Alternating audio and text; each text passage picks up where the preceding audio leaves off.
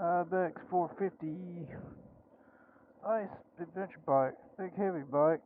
400. I think I weighed it at 428, something like that. But it handles a lot lighter and a lot more like a dual sport than you would think. Still heavy to pick up if you put it on its side, but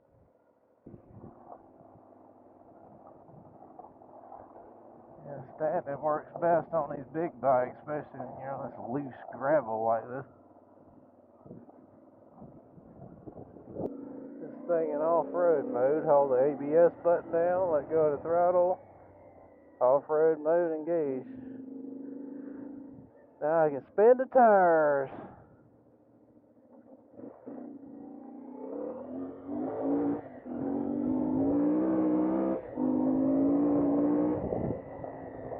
Telling you, this thing handles more like a dual sport than an adventure bike. I swear it does. Hey, like I said, when it's and go against tough or it's slippery or something, this weight comes into play. But when this, yeah, sometimes the extra weight of a bike like this makes it slightly more planted in certain conditions. Like I'm not slipping on this like I was on the KLX. This is just riding through it. That's misleading because, I'm not sliding around the corners here at 45. You got more weight on the tires. You got more, I guess, weight mass on the tires. You get a little more traction maybe pushing through the corners. I don't know. This bike really does really good on dry dirt roads like this, man. Yeah, I've been pretty impressed with this bike overall. I love the seat height, because I'm a short guy. I got the 30-inch inseam, 5'8", which inseam is what really matters. It's how long your legs are, but 30-inch inseam, this bike freaking rocks for a person with short legs like me. I had the 890 Adventure Standard before this, which was a little bit taller. That bike was heavier, too. This bike definitely feels lighter to move around and like tipping side to side, even though that had the gas tank down low. Yeah, CFMOTO, dear. Just slow on down, just make sure they cleared the roadway. Yeah, if a motorcycle this cheap, what is this thing? $6,500, and this got tubeless wheels. That was a hard hit. Twin cylinder engine. Um, Goodness, that was a rough hit. Yeah, this is a heck of a bang for the buck bargain. Motorcycle, man. It does really good on the road. Talk about smooth. Something that don't vibrate a whole lot. This thing is really smooth, especially this. It's got some buzz there. It ain't perfectly smooth, but it more or less it is. Yeah, getting in a tight spot and having to turn around. That's where this becomes. It's not so easy. Like if I need to turn around right now, it's harder to do than a dual sport because it's more mass, and that's a skill thing that I need to work on really. Right now to 60 miles an hour, up to 62. You better slow down because this is not a dirt bike.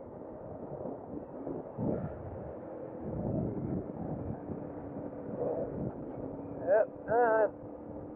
Didn't really get air with this one, but still, man. This bike rips on out, dude. Yes, sir. It does not feel like I'm riding a 400-pound motorcycle. I can tell you that for sure. Riding like this, I don't go off on the side of the road playing the ditches and stuff on this because it feels like a 400-pound motorcycle. Yeah, this thing really does handle a lot more like a dual sport than a freaking ADV bike, man. I don't know. I think it handles better than my 890 Adventure S handles. It feels more sure-footed to me. It feels more, in tune with what I'm trying to do. And I'm running the stock tires on this still, and I think they're great tires. I've got some Tuss not D Sports. I've got some Tuss 2 tracks to go on here, and I've ran those on my 890, and they were pretty dang good tires. Now the 890, the stock tires are slippery as everything on riding around stuff like that. Man, it does feel like a big old wallering beast going around that corner. It's not quite as, I don't know what, it feels a little more wallery. It's not quite as, what's the word? precise, maybe, as a dirt bike, as a dual sport. But the mass of this bike kind of makes, certain points on these roads, like those little sandy spots and stuff, it just kind of carries on through, and then those corners, a little bit of sand, it seems to hold its line better without sliding. Yeah, it seems a little more sure-footed, but that if you get deep sand, that table turns, because this thing's a little bit of a handful. I mean, not really. It takes more skill to operate it. Let's do a little highway around here. Highway to back road. That's what I love about this bike is you're not giving up anything to get on this road and ride this thing, because this freaking just butter on the road, man. And it's still, it's weird to me. It handles like a kind of sport bike-ish on the road. It's fun to ride in the twisty roads and stuff. Just on the road, it just really handles good. It's got a really good character about it on the pavement and on the. Yeah, god dang, that's blowing around in my helmet. And I'm running one tooth larger on the front because this bike comes at a pretty tight. Yeah, it's a pretty close ratio transmission. Even though 6-speed, it revs out pretty high on the road. I like the one tooth higher. I don't have any problem with it riding anything I ride. And the motor's smooth. Like, I just, even at the RPMs it started, it's just like, dang, dude, I'd rather see, something like, right now we're running 65 and it's like, about 5,500 RPM, which is great. I mean, it'd be the short stroke 450, I mean, it's not working that too hard to turn higher RPM. But yeah, this is a freaking amazing bike. I mean, CFMOTO did a great job on this. I'm glad I went this way, and I really wanted the twin-cylinder engine is the reason I picked this bike. Well, the seat height, the twin-cylinder engine, tubeless tires, which are really nice if you get a flat tire and need to fix it real quick. The looks, I mean, heck, it's a good-looking bike. Yeah, the twin-cylinder is what really drew me to this, and the weight for a twin-cylinder is pretty dang good. I mean, yeah, it'd been nice if they built this lighter, but that's you get what you get. But yeah, I like to cruise about 64, 65. I mean, the bike accelerates wide open in 6th gear. I mean, she still pulls pretty good. I mean, without having to downshift. Yeah, I mean, it's like I said, it's adequate power for a small adventure bike. And it runs on 87 octane, which is really nice. And it gets decent mileage. I can't remember if it's 40 something or 50 something. I think it gets 50. I don't remember. I have to look at my book. I can go like 220 miles on the tank, something like that. So these tires are terrible when it's wet. Stock tires are not wet weather tires at all. But that's okay. Who cares? Stock tires are freaking good on the pavement too, man. They're a great tire. Yeah, make no mistake, while this bike is white and handles white, that's a hill here.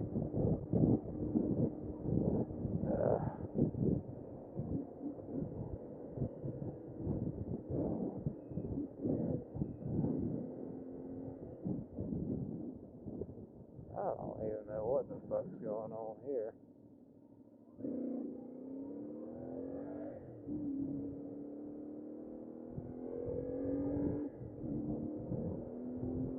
Language. Hey, you never get a traffic jam on a dirt road. That's pretty crazy.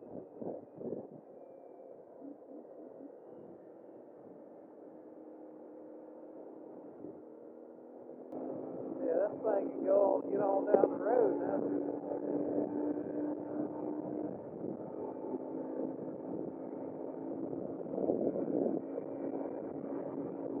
Yep, hopefully you can still hear me. I'm moving on about 80 miles an hour now. 81, turning about 7,100 RPM, something like that. He's smooth as butter, though. I mean, it's really smooth at that RPM. And beautiful day today, January 1, 2026. I originally ride this bike, from speed limit 55 to 70 or 75. Pretty much all the roads I ride on, speed limit, max speed limit is 65 on the roads I ride on. Interstate max speed limit is 70. I mean, of course, obviously cars run 90 on that, but I don't particularly care to ride that fast on the bike anyway. I mean, I'm not riding it to get somewhere as even fast as humanly possible. If I want to do that, I'm going to be in a car in comfort. Yeah, this is a pretty good curve. This is a pretty steep one here. It feels so steep. It's not used to leaning over like that on the bike. Dirt rider, not a sport bike rider. But this bike handle, it's one of the closest roads to me that has a twist to it. She handles these curves like a dream, though, man. Just lay on in there. Just laying her on through there. Yes, sir. The geometry and the tires on this bike really work good for this. Got on around. Cruising right about 68. I think the speed officer is off about 3 miles an hour, so yeah, give or take 68. So it's really about 65. Yeah, way more comfortable than any dual sport riding on the road like this. I mean, it's just the seating position, I don't know, seat shape position. Just the whole bike is more comfortable, especially when you're sitting here riding like this, man. Man, I'm telling you, man, it's like a cruise all down a dirt road. It's just like, dang, I'm really getting it, man. Yeah, slow down a little bit. Freaking deer, dude. I tell you, man. Yeah, back down to a chill pace. Yeah, this bike's alright, man. Yeah, you get a lot of motorcycle for the money on this. Yeah, I wonder if CFMOTO will keep it at this price point. I feel like they probably brought it in at this price for it to try to get a bite in the market share. Well, I keep this bike. I mean, who knows the answer to that? Because I go through.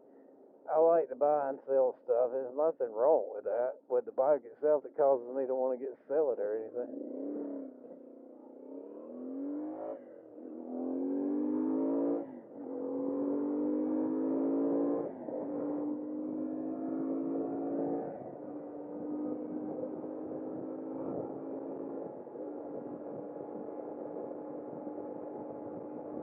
A little cruise control on a little lock thing here. I guess I'm looking at it.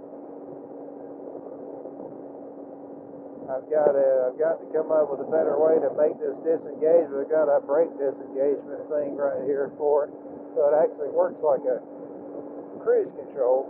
I mean, at least the disengagement part of it does.